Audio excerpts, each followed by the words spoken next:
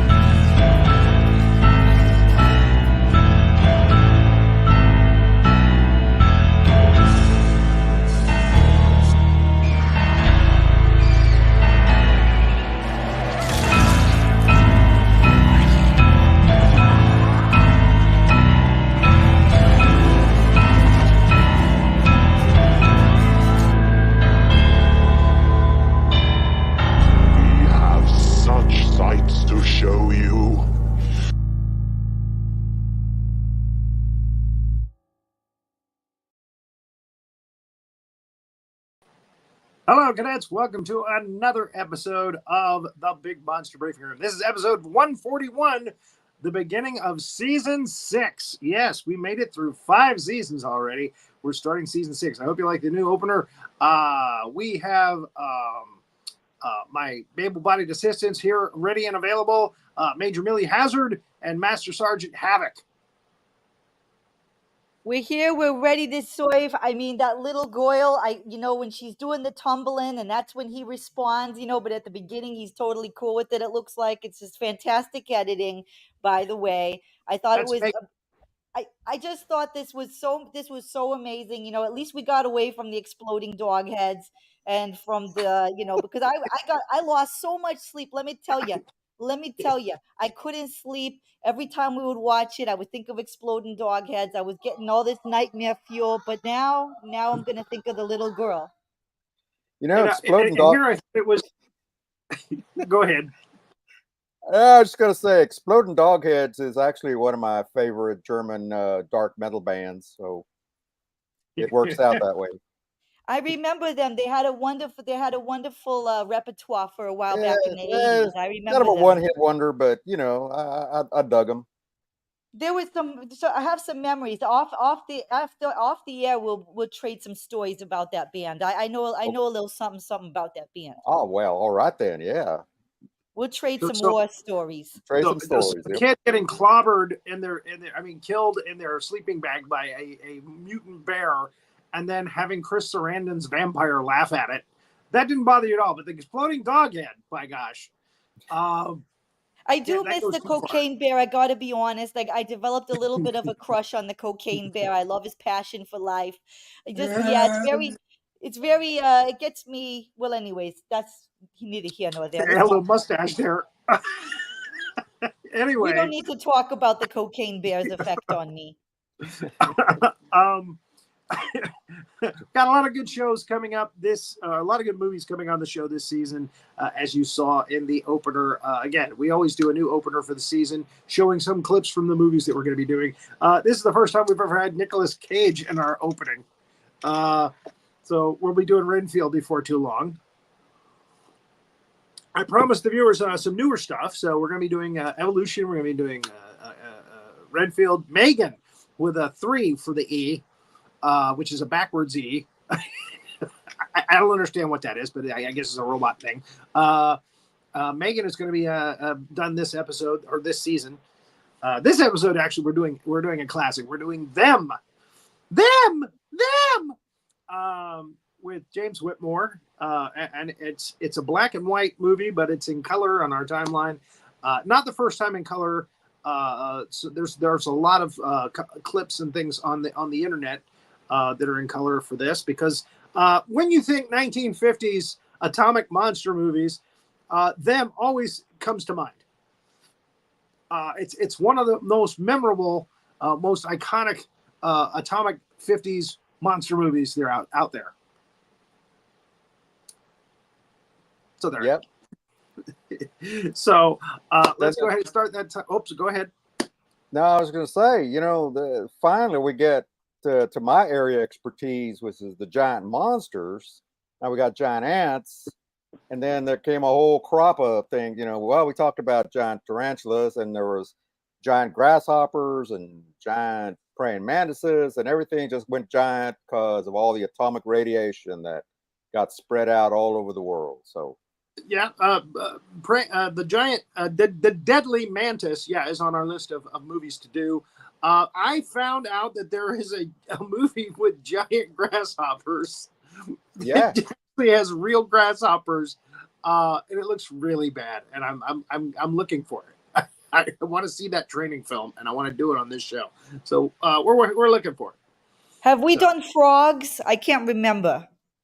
We have not. no, we have not done frogs. We No, have not done frogs with Sam Elliott.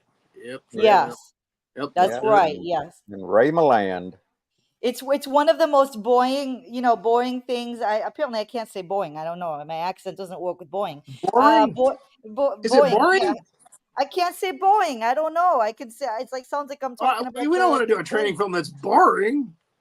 Look at if you've seen frogs recently, you'll know what I'm talking about. It's like nothing even happens. It's just a bunch of frogs in the yard. It's no problem. It's like me when I go gardening.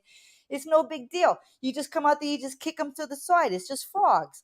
Come on, they couldn't really do nothing with that movie. I'm thinking so, but I don't know. I'm Look it hoping. up and check it out. Yes, yeah. I thought it was kind of scary. Are you sure? Aren't they killer frogs? Yeah, well, yeah, killer frogs. How does a frog kill? They I weren't can't giant. even They weren't remember. giant though. So Are they that's like poisonous? poisonous South American frogs. See, from here, Venomous frogs. venomous, taking over American Came frog over on a jobs. come, Mr. Tallyman, Tally. Goddamn frogs! Anyway, I guess now That- that you put it And that there's way, spiders in it too. So I guess if you put it that way, it's a little scarier than I remember. We might want to go over it again. I need to brush up on my frogs, brush big up on your monster frogs. stuff. Yep. I need Yep. to brush up on my Your my frogs now. amphibians. start counting them now. That's the Kiss the Kate song, isn't it? Brush up your frogs now. Anyway, It sounded like Koimi. It sounded a little like Koimi. That was it. I don't know why they made a scary movie about frogs. We're not that scary. Now We're look, cute. It's now not easy. neither one of you's asked me where I am on assignment, and of course I can't really tell you. You but I know, do- you go on assignment so often. I mean, I Well, let can't me- even but let remember me the tell last time I you. saw you live. I'm going to tell you. This week I got to come to Hollywood. I can't tell you why, but I got to come to Hollywood. And so what I'm doing behind the scenes, whenever I clock out, I don't do it on duty. I'm all professional and like that. But I've been going shaloobin. And I got to tell you, I got some really good snapshots of him. He was getting a boiga, and I went out there. And so, We're some people go spelunking. I'm going shaloobin, and I feel like there's a future Shaloobin. here for us. I feel like Major, I think that's think you called just created- stalking. No, it's okay. Yeah, I think you just created a moniker for shaloob stalkers. Yes. No, it's not stalking because I consulted local law enforcement agencies, and I'm real high level, so don't worry, he's gonna be totally safe. I'm So they got to protecting find him, really. I'm protected because we saw what happened to Gotta keep Trump. an eye on this one. We got to be looking out for high profile people, and Shaloub really needs a strong security agent like myself to be looking out for him. So it's the opposite of stalking, really. I'm making sure people don't stalk him. I bet you're taking pictures and stuff along the way. Well, you got to take pictures to document it. Anyways, let's move along. It's all right. I knew you wouldn't understand, but I'm shaloobin and I'm enjoying every moment of it. You knew we wouldn't understand. You can't possibly understand. Let's just move along to the movies. I'm sorry I brought it up. I'm sorry. Shaloobin. As long as Brooke Adams don't find out about that, I'm sure it's fine. That's what should be on my headline. Gone Shaloobin. Oh gosh. That's We gotta get you a hilarious. t-shirt that says "Gone Shaloobin" and has a picture of him on it. At least I can put my little tagline up like this. That's hilarious. Well, yeah, There. Brooke doesn't know nothing, Master Sergeant. Don't worry. I've been dealing with her too. Don't worry about it. Brooke doesn't know nothing. I got it some- covered. Let's move along. I already said too much. Some anesthetic gas in the take care of it. Little chloroform. Little chloroform. All right. You don't gotta mock. Why do me. I keep waking up in? Hobbling. Why do I keep waking up in my yard? Or you know what? I'm sorry I kind of passed that law or that rule about if it doesn't have a monster in it, we're not going to do it, because I'm thinking Misery would probably be a good movie. Oh, to do. she's a big monster, I'll tell you. She's Anyway. definitely got monster written all Mr. over Cocky her. Duty Man. And it's when you know what? We're not going to the Cocky Duty Comedy Club. It's when she hobbles him that things got real serious. You know. Yeah. That's an incredible. I think we should do. That I think kind of monster is a little too close to home for some men. But you know what? We did Halloween, so I feel like we could do Misery. It's a big monster. Maybe I might break my rule for that one. We've got a lot of the definition, but as a matter of fact, one soon. We're going to be doing Dreamcatcher soon with our Stephen King expert Ruby Ray Moore. We're also going to be doing Evolution very soon with one of the stars of the movie, the girl who's packing heat in our opening scene there. Stephanie Hodge is going to come on and talk about her experience making that movie. So in any case, I love Stephanie Hodge. She's amazing. She's great. We had her on for I Madman, and a very fun show. Oh God, drop my desert goggles. Okay, so I got my desert camo on. We're ready for them. Warner Brothers didn't make a lot of monster movies, but this one was a memorable one. Them. So you got it. You actually don't really say the name unless you're doing the exclamation mark, right? I mean, exactly. It's like back in the 70s. Oh, them. You know, back in the 70s they had "What's happening?" and it was 2 exclamation points. "What's happening?" was 2. Was it 2? So, I never noticed. 2.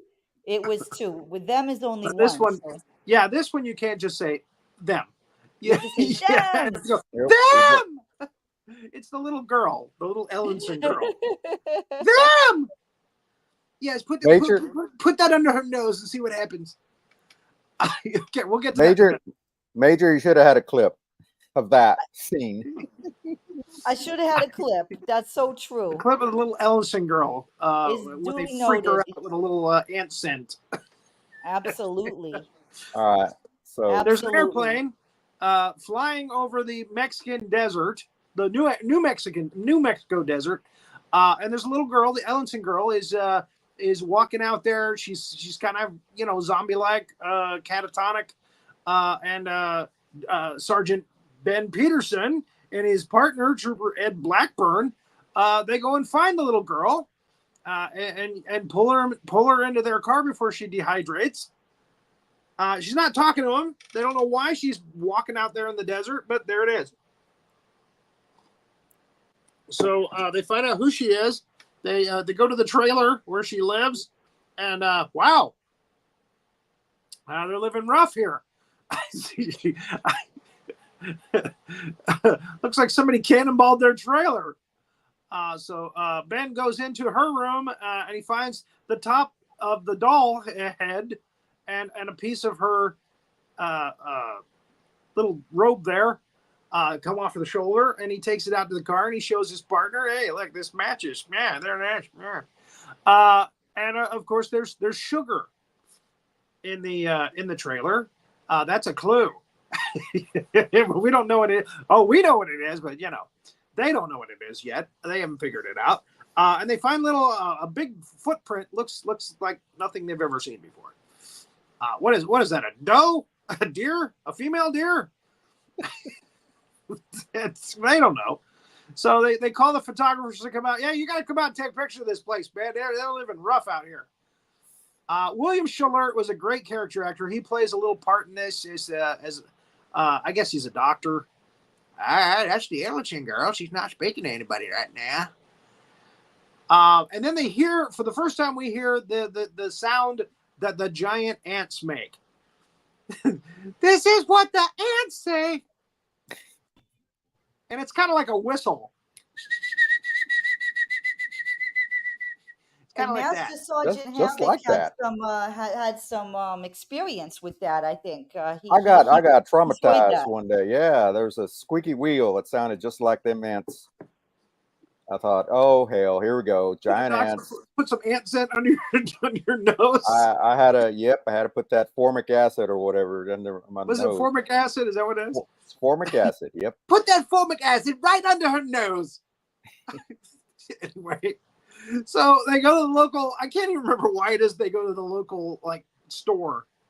But yeah, it's broken into too. There's a big, huge hole in the side, just like the trailer. There's money in the till. Again, they found money in the trailer too. It's not a robbery. Nobody just cannonballed, these places to get money. There's lights swinging around. There's, and then they find the dead guy in the basement. And now that's always an indication. We'll tell our faithful cadets. It's always an indication that something is amiss when you find a dead body. Just to let you know. Most definitely. If you find a dead body in the basement, something's awry. That's when you got to call the big monster. If that's when you got to call the authorities. I'll just say that's what always tips me off. It always tips me off. Now this looks like he just kind of shot himself. So I'm not sure. And that could be. I mean, maybe he saw the ants coming. He's like, they're not eating me. He just didn't want to. He heard the noise and he was like, "It's not for me. I'm going to go a different way." They're scratching on the door. And again, more sugar. Pursue other options. Sugar. Yeah. Yep. Sugar. And then all the little ants crawling around. There's the babies. But they're going to grow up to be big someday because they're eating sugar. So poor Ed Blackburn, played by Christian Drake. Now there's a good stage name right there, Christian Drake. He's left alone by Ben Peterson, and immediately he starts to hear the ant sound, and he goes out, and we hear ah, So we pretty much figure he's gone. But we're gonna see him later, kind of. Kinda, yep. So Ben is pretty bent out of shape. He's pretty upset that Trooper Ed Blackburn is gone. He's disappeared, and his boss is like, "What the hell? Why did you leave him alone?" I don't know. I don't think he said that, but anyway, I digress. What does I always say? I paraphrase. So then Matt Dillon shows up. It's serious when Matt Dillon shows up. That's another indicator that something's really solemn and really serious is that Matt Dillon's there. If he's there, something's going on. 2 years ago, I was a giant carrot. There's a new sheriff in town. Yeah, actually, that is James Arness, who's Peter Gray's brother. And again, he started out before he became Matt Dillon. He started out doing these horror movies, So he played the Thing and the Thing from Another World, giant carrot. See, you want to know something? I think this guy here, FBI agent Graham, he's the real father. He's the real father of the X-Files. I totally get it. I totally agree. It all makes sense. Again, he is from the FBI. He is Robert Graham from the FBI, and he really likes this Patricia Medford, the doctor's daughter, who's also a doctor. Dr. Patricia Medford. When she steps off that plane, man, they're like, look at him. Look at that reaction. They're like, oh, legs. Hello. She got legs and knows how to use them. Yep, ZZ Top playing, at the airport there next to the plane. That's what that's what this movie needed, a little ZZ Top. And her father is Santa Claus. There you go. Dr. Harold Medford, kind of a bumbling scientist, played by Edmund Gwenn, who was in Miracle on 34th Street as Santa a few years earlier. How quickly a career can go down a sour path. So anyway, again, this movie's got star power. I mean, it's got a lot of good people in it. James Whitmore, my gosh, James Arness. A very, very interesting cast. Even the smaller parts are played by people we all pretty much recognize. So they've picked up the doctor and his daughter. They're from the Department of Agriculture, and you get a sense that Dr. Medford is kind of understands what they're up against already. But of course, it's giant ants. It doesn't come right out and say it because then they're going to think he's loopy. So he's going to wait until everything falls into place, and then he's going to go, okay, there you go. That's what I knew it was. So he puts the lotion on his skin and then puts her in the basket. No, he puts the what is it? Formic acid. Formic acid under this little girl's nose because she's catatonic and she's not talking about what she saw, and she freaks out. I mean, it takes her like a couple of seconds. Her eyes start blinking and she's them. She's freaking out. Runs right into the corner. Ah! Now this little actress here, Sandy Desher, was a child actress in the 50s. She was a teen star in the 60s, doing mostly television shows and stuff. She's still alive. She's out there. I actually tried to reach out. I tried to find her and reach out to her. Couldn't find her though. I couldn't find her on Instagram or Facebook or any of those places, unfortunately. That is the case with a lot of these people that do these like sci-fi conventions because a lot of weirdos go shalubin. So anyway, and scare them, and they don't want the public to get to them. And who knows? I mean, she's 79. She might be in a home somewhere. We don't know her condition. So in any case, no, actually I saw some pictures of her from a couple of years ago. She looks like she's pretty active. And oh, okay. Well, there you go. You gotta admire the reactions from James Whitmore in this. Really, acid under her nose. Good job. It's like, what the hell, man? He is seriously in actor mode in this. I mean, it's like Shakespeare in Atomic Monster movie. He does this thing where he bites his bottom lip too, like when he's in a situation he doesn't know what to do, or he's like, anyway. I digress. So he picks up the little girl and hands her off to a nurse, and they're out to the desert. They're going out in the desert. That's why I'm wearing my desert camo, because most of this movie takes place out in the desert. I'm putting my desert goggles on right now. So there you go. So they go out to where the trailer is because they want the doctors to inspect the area and make assessments. And here's where we get a little hint that Robert Graham has got the hots for Patricia Medford. So he well, there it is. Just a picture says 1,000 words. He's hitting on her. Yeah. And they both got those snappy hats on too. Yeah, this is a very, very 50s fashion movie. I've got to say, General, when I see you with those desert glasses, it is very attractive. You got to be careful going out in public like that. You don't know, people you'll be beating them off you with a stick. So I'm just telling you might want to remove them. Start with the doctor. The doctor's got him like on his ear. and James Whitmore, I'm calling him James Whitmore. I should call him Ben Peterson. He's like, you want to wear those over your eyes? Oh yes, that was much better. But I didn't get any sand in my ear. Yes, good. Because there's like a sandstorm going on here now. So he finds one of the footprints, and that's when he knows for certain. Okay, I know what we're up against now. I'm still not saying it because you're gonna think I'm crazy. But I know what we're up against. Giant ants. So there it is.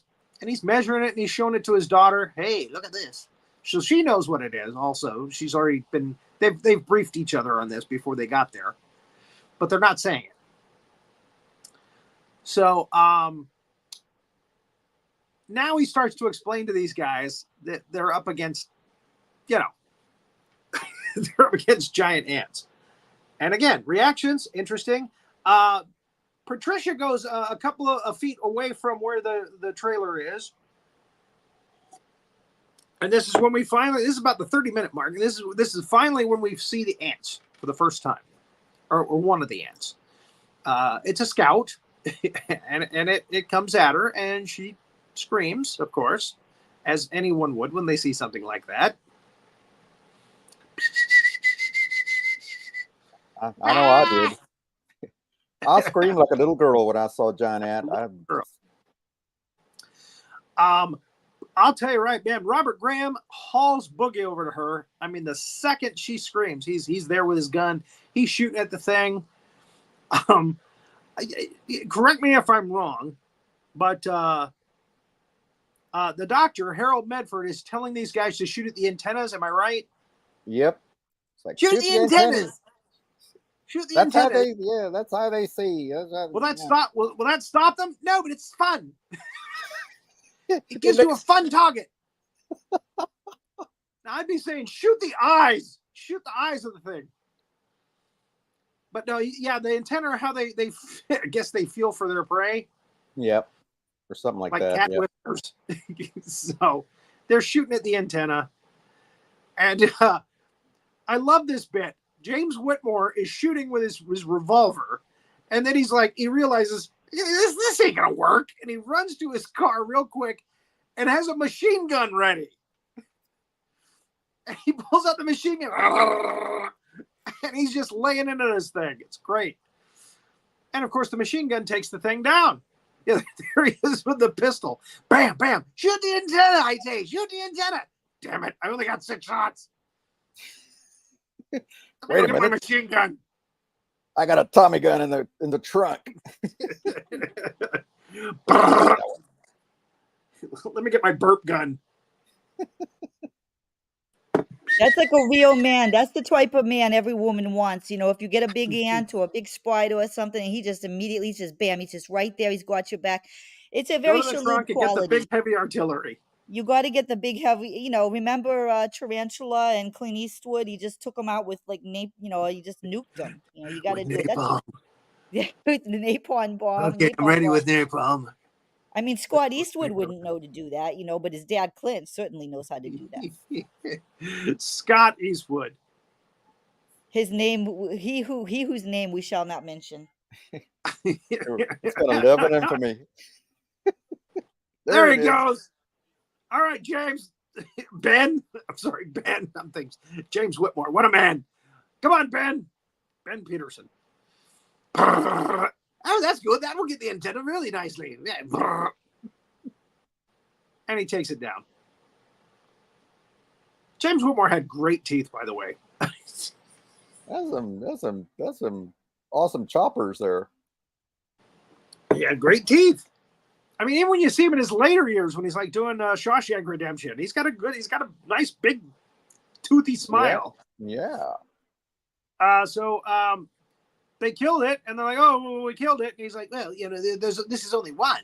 The doctors explained to them, there's a whole hive of these things somewhere. Oh, great. We got a bunch of these things we got to worry about. Oh yes, we got to find the queen. That's the big thing about this. They got to find the queen. They got to kill the queen so she doesn't make a whole bunch more of these damn things. So they're in the helicopters. They're looking out throughout the desert to see if they can find the hive, find the dirt mound so they can kick sand in it.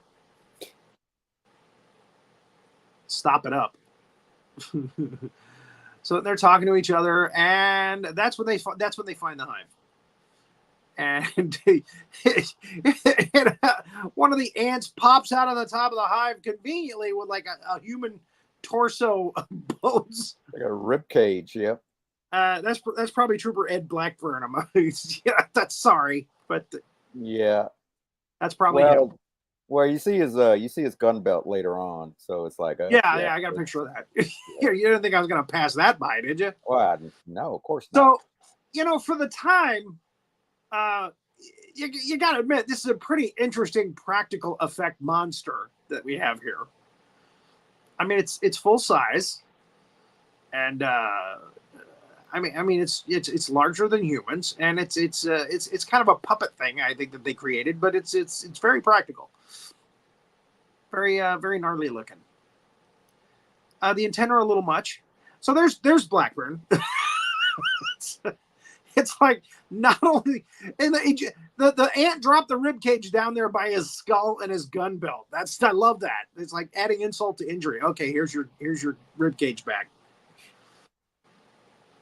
So we have one of many meetings that we have in this film where the doctor tries to explain to everybody what the hell's going on, and people are looking at him like, what? Huh? So we need to find where the queen is. And we need to destroy her. That's the most important thing. How are we going to do that? Well, we gas, we bomb the hive, and then we go down into the hive and make sure the queen's dead. Oh, really? Who's going to do that? So, nice bazooka scene here with James Arness and James Whitmore assisting. With I love the fact that Ben Peterson, who is just a police officer, ends up going along for the ride for this entire movie. It's like, okay, well, I'm done. He can go back to the station, but no, he's through this thing from the very beginning to the very end. I mean, you expect Graham, from the FBI to be part of it, and the doctors, but Ben Peterson is there for the entire ride. Oh, by the way, I can take these off now. the sandstorm's over. Yep. Yeah, you don't want to get shalhoobed. and Patricia is looking quite lovely there. He's looking a little silly in that powder blue shirt and hat, but anyway, I look like I should be in Mayberry. Damn it. Yeah, we would like to have you come visit us, doctor. We got giant ants here too. Now, Barn, don't bother the doctor. So, I digress. So they put on their hazmat suits because there's like ant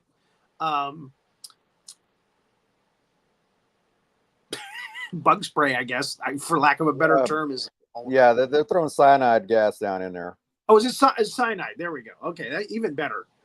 So they decide to go down, and Patricia's like, well, I'm going down. And James Arness, Graham is like, no, you're not. You're a I'll tell girl. you right now. And my friend Festus here will tell you, no, you're not going down that hole there, little lady. Sorry. So look whose ass is going down there. Look who won the battle. That's her best angle, by the way. I'm sorry. I'm in a mood today. I'm just very happy that we got into season 6. So I'm in a mood.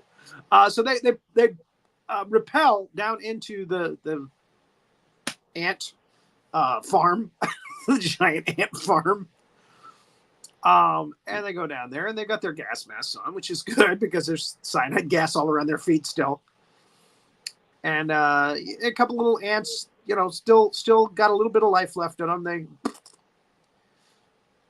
cause much of a problem. And they go all the way down to the very bottom chamber. And nice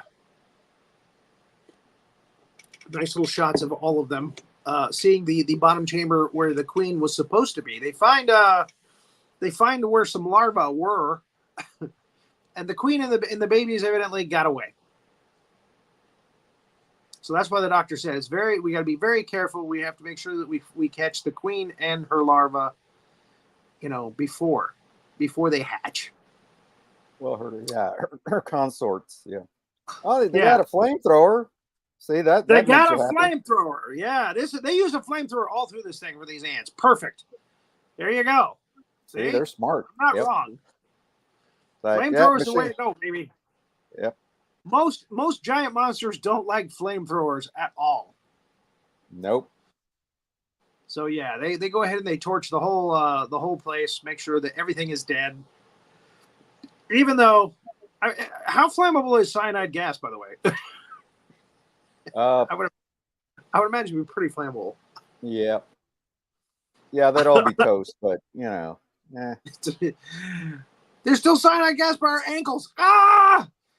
Now this is the general's poisonal weapon of choice, right? I mean, this is the Correct. one that this is your go-to You're like a I Clint love Eastwood. me a flamethrower. I do. You just love it.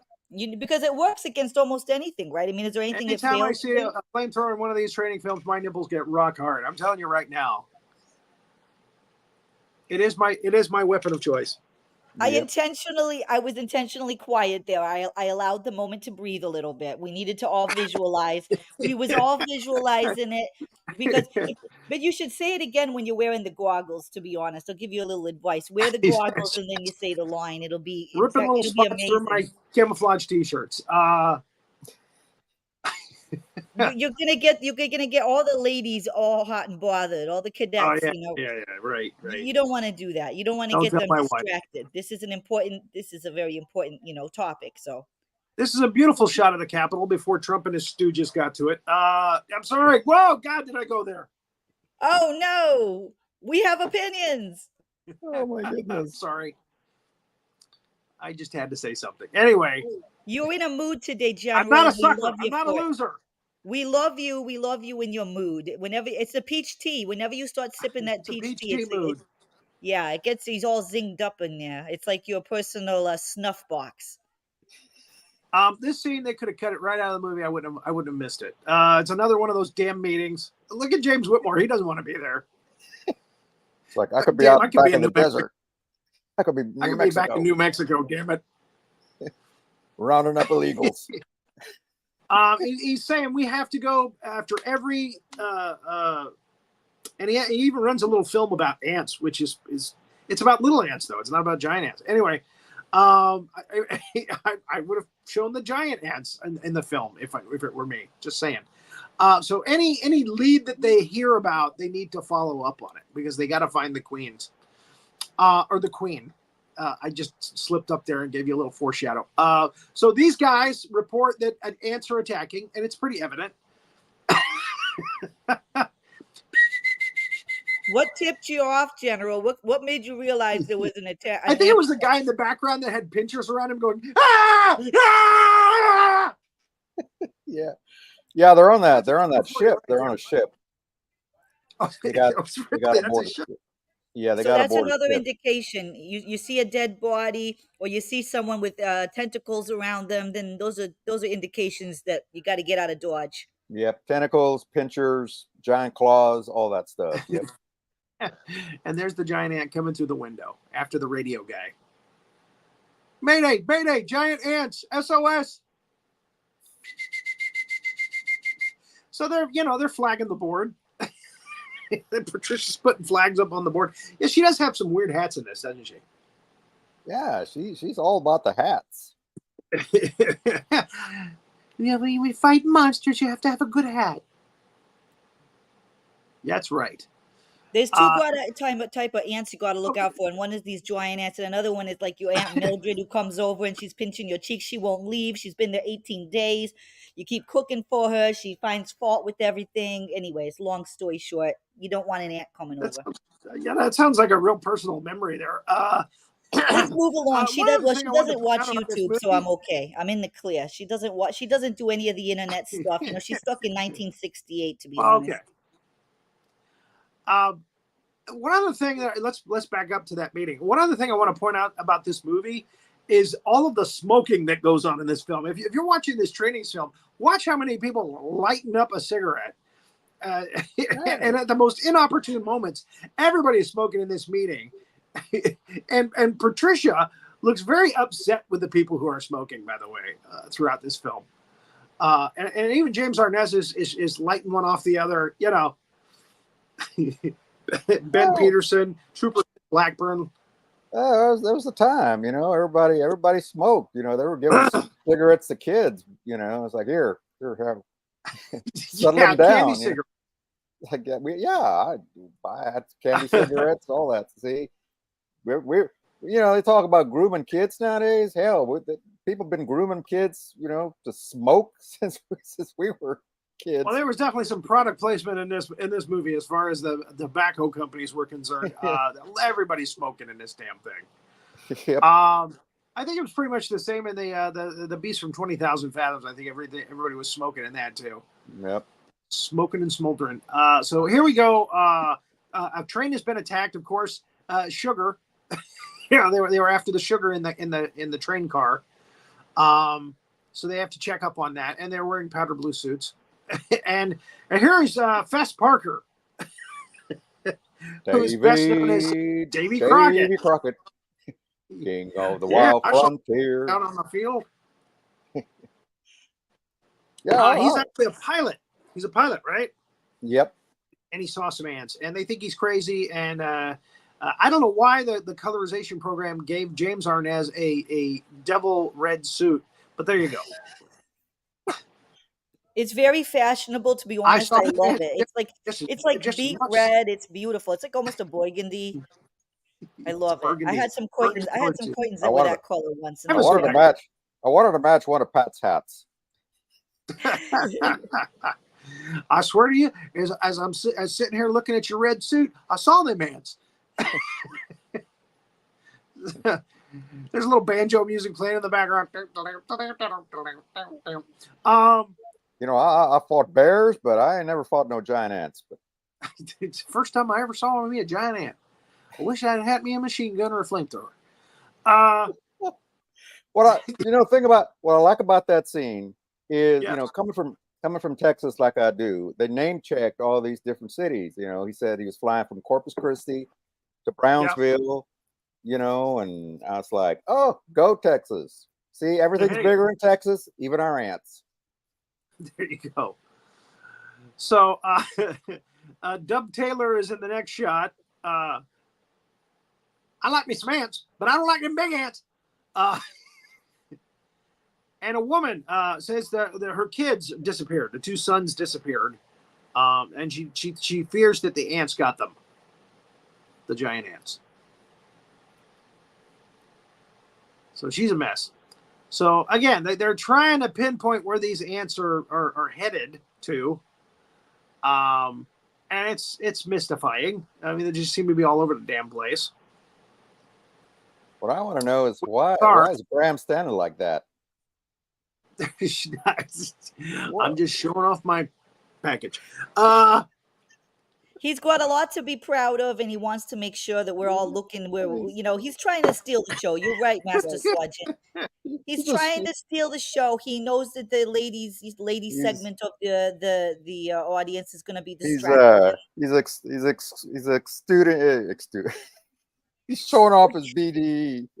His BDE is like on full display today. He's radiating BDE. Him and Davidson. I'm hoping Patricia comes in. That's what he's hoping. He's ready. He's like totally prepared. I'm doing a dance. I'm doing the waist dance. He wants to know that he's prepared.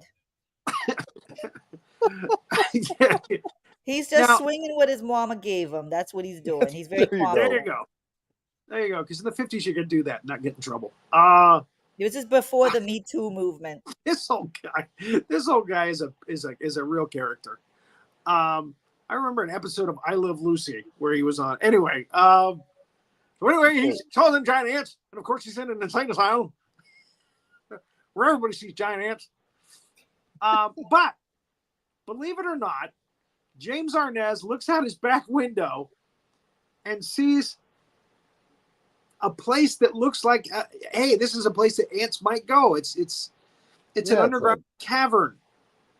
Yeah, well, it's the Los Angeles River, which is just basically a big concrete trough. Right.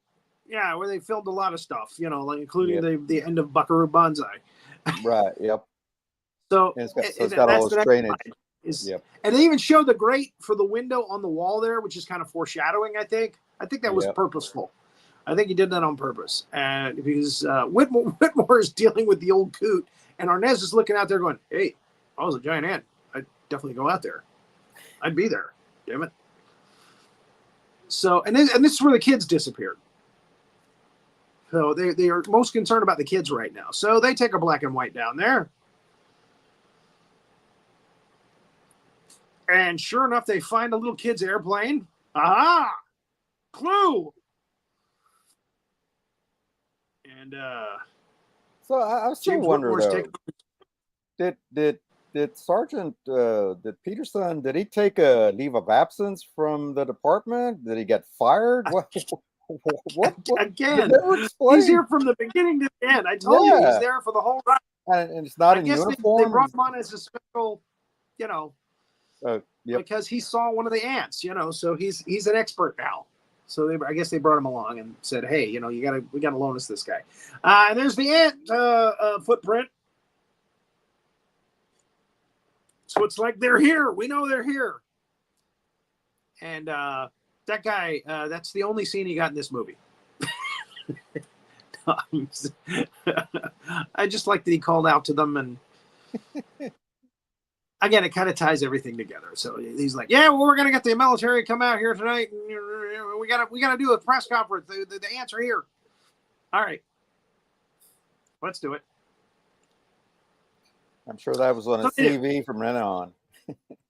I was down. So they have a little press conference to tell the world, "Hey, Los Angeles, we got news for you. We got a giant ant problem."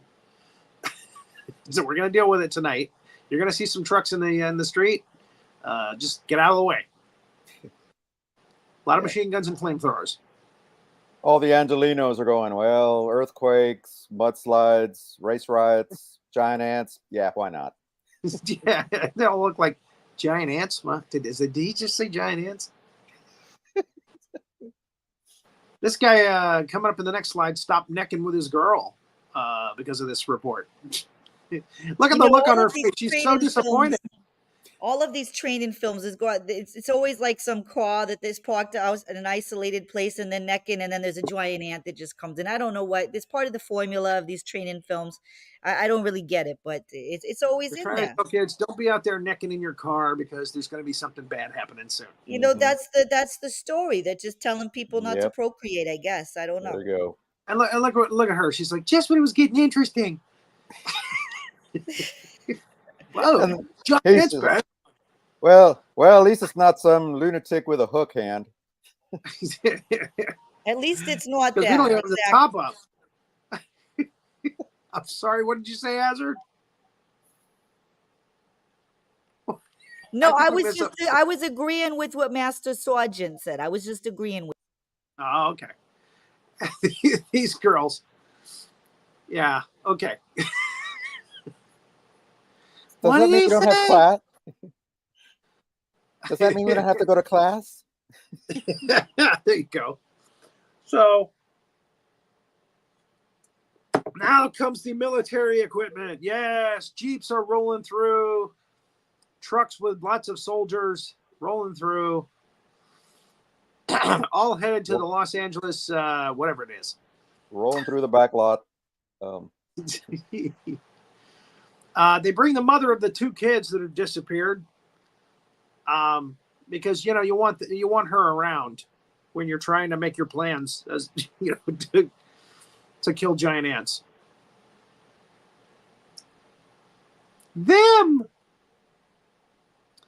Even this guy, and I'm not sure who he is. But he's wearing a suit and he's like wearing a zoot suit and a fedora hat. He doesn't look very military. James Arness and Ben, I'm sorry, I gotta stop doing that. Robert Graham and Ben Peterson, they're all suited up. They got their helmets on, they got their OD greens on. And he goes, "What the hell's she doing here?" She's the mother of the kids. Oh, geez. So Whitmore, there it is. Did it again. Ben Peterson, Sergeant Ben Peterson, finds the two kids, and he says it over the radio, and the mother's like, "Oh God, they found them. They're alive. Oh my God." We get the reaction. He bends rebar out of the way just to get to the kids. Gosh darn it, what a man. That's a manly man right there. Yep. James Whitmore, a manly man with a beautiful smile. Now the kid, the little kid is crying his eyes out. The other kid looks like the Ellenson girl. He's like catatonic. So, and again, the ants are surrounding them, trying to get to them. And James Whitmore showed up just in the nick of time. Ben Peterson showed up just in the nick of time. Thank God the New Mexico State Police are here. For God knows what reason. He's an expert, damn it. He's a sacrifice. We don't sacrifice one of our military guys. Send one of those New Mexican police officers in there. So the doctor's like, "Be sure to find the queen. That's what we got to do." That's what he does in this movie. And they're looking, and they realize, okay, it's this area here, 267. Send all units to 267. Oh yeah, okay, fine. So all the jeeps that are down under the ground there, they're going towards exit 267. They're going towards section 267. Guys above the street are going down through the manholes there down into 267. So the cavalry is on the way. If Ben had just waited another second, but he's afraid. I guess he was afraid the kids were going to get eaten.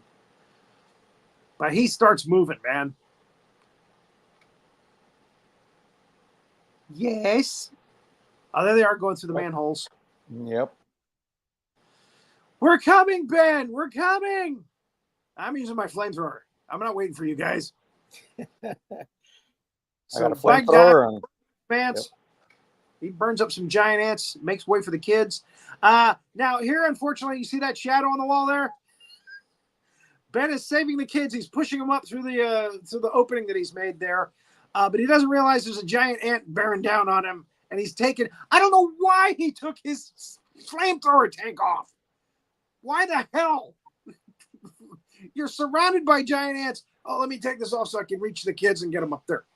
I think they're trying to caution us. It's a training film. I think they're trying to tell all the cadets, just what not to do. I think a lot of these training films are telling you what not to do. You know what I mean? Like, just keep in mind, you don't want to be doing that if there's giant ants scurrying about, right? I mean, it's just common sense. Tell the guy on the other side of the pipe there, hey, here come the kids. Get them, grab them. And an ant moves in. He goes, oh, you think you're going to take my food? Well, I'll just shout out on you. Oh, geez. I took my tank off. Get up there, kid. Now, how come when we're doing the Shut up, kid. Get up there.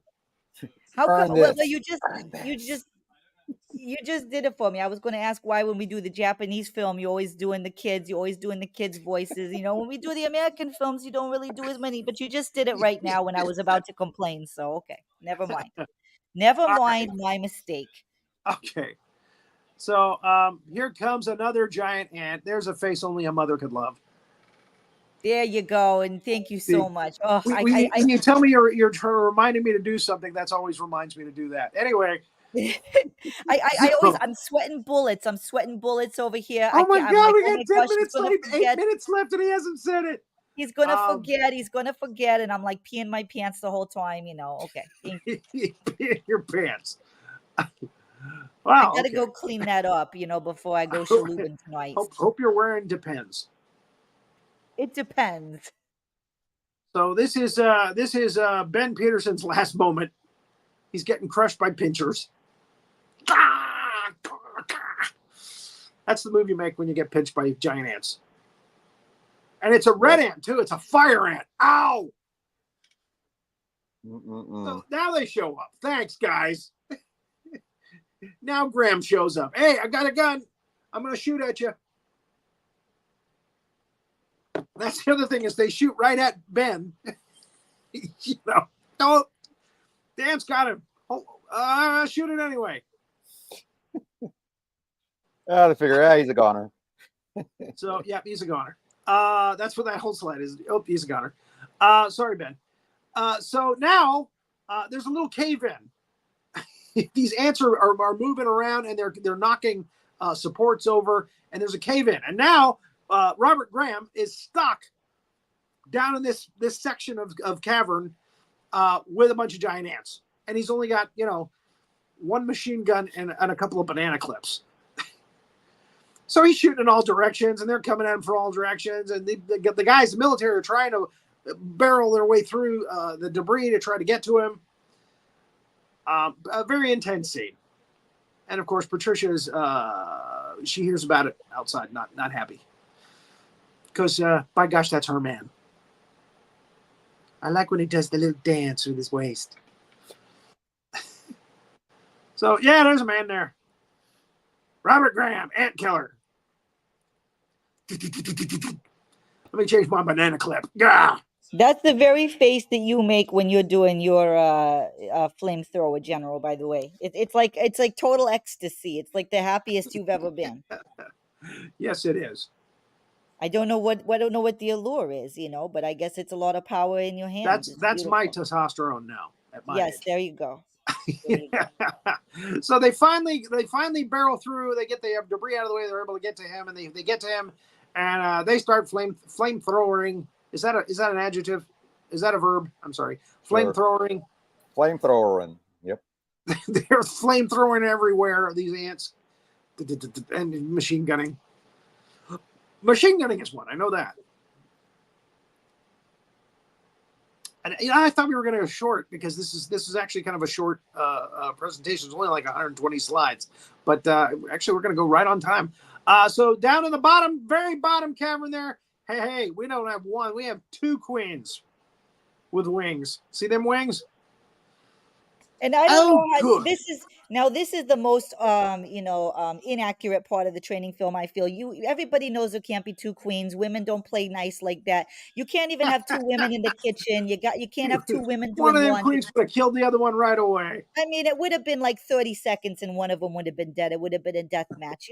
I'm sorry, but it's what our species is like. Our sex is like that. It's like me and Brooke Adams all over again. You can't have one. Here we You can't go. have one. Shaloob. Yeah. It's not a thing. And there's Patricia. She shows up to show her man, oh, I was worried about you. And now she's wearing another hat. And I'm wearing a helmet now. I've got a nice helmet on. What do you think? So the doctor, he finally shows up and goes, okay, it's the queens. Kill them. Kill them all. And that's what they do. They flamethrower those bitches right away.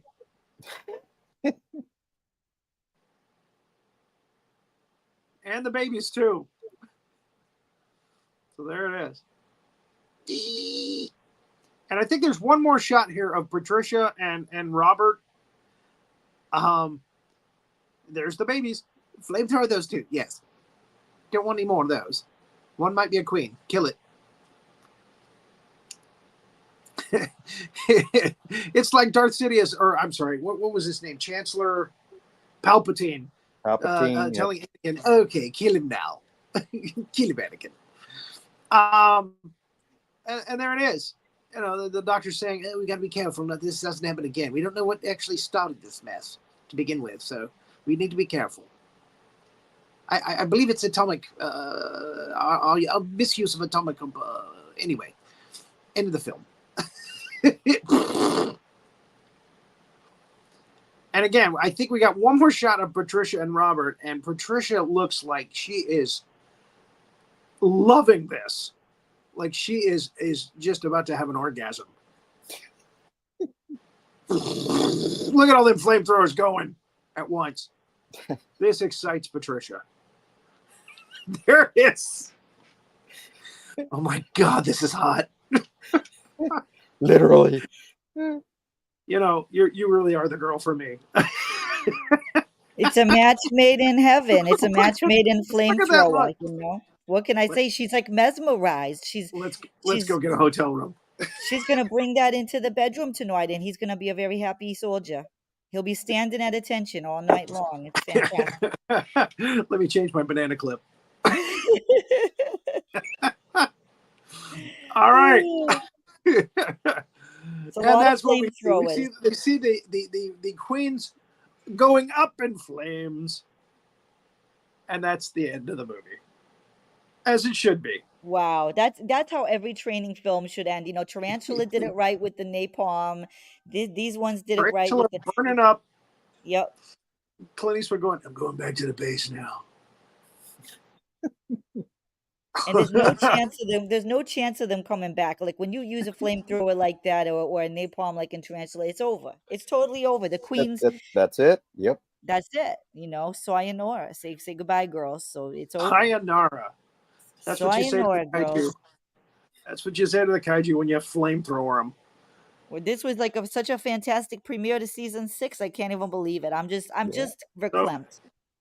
we kept saying we're going to do this one, and I don't know why I kept getting sidetracked, but there it is. So I decided, the first one for this season should be them, because we keep saying we're going to do it, and now we've done it. We got to do it. It's a great training film. Again, if you haven't seen it, you should watch it.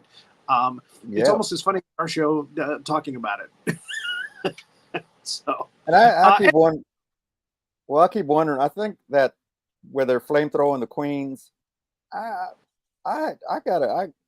had to have inspired Aliens when. Yeah. Very similar. Right. Good take. Good take. That's a little nod, maybe. Yeah, a little nod. I think so. Yeah.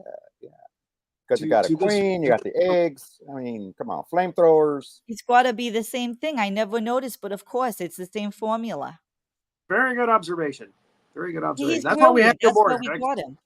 He's absolutely brilliant, and he comes up with these zingers. He's just your pleasure. You're an absolute pleasure, Master Sergeant Havoc. We love you. Well, thank you, Major.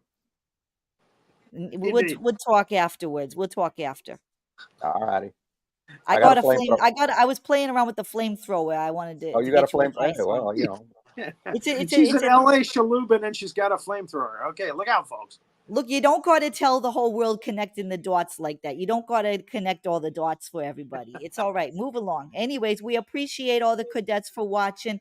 Everybody's got to come and follow us and watch all of us stuff. We got how many episodes now? 140. This was 141. There you go. Wow. Yeah, if you've got a training film, horror film, look it up. We probably have done it. Yep. Well, what training film we got for next time? Give me a second. All right. On July 30th. Yeah, July 30th, we'll be doing Dreamcatcher. And on August the 8th, we'll be doing Evolution with Stephanie Hodge, and possibly J.D. Moore might be joining us for that. We'll see. There are another Thursday in between. Something's going to be there. I'm not sure what it is yet. So, but we've got those two coming up in the next couple of weeks. So, all right. And keep an eye out for those big monsters.